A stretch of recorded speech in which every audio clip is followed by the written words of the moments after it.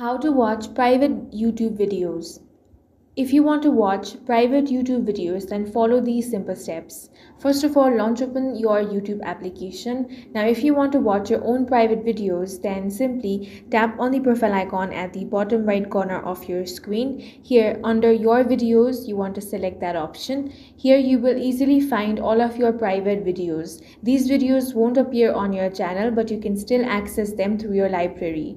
Simply tap on it and then you can watch your private video. Now, if you want to watch someone else's private videos, then you can only watch them if they have invited you. The video must be shared with you via email by the uploader. To share a private video, the uploader must use a PC or laptop.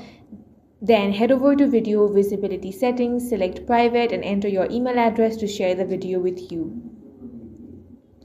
You will receive an email notification that the person has shared a private video with you. Click on the thumbnail in the email to watch the video. That's all for this video. If you found it useful, make sure to hit the like button and subscribe for more videos like this.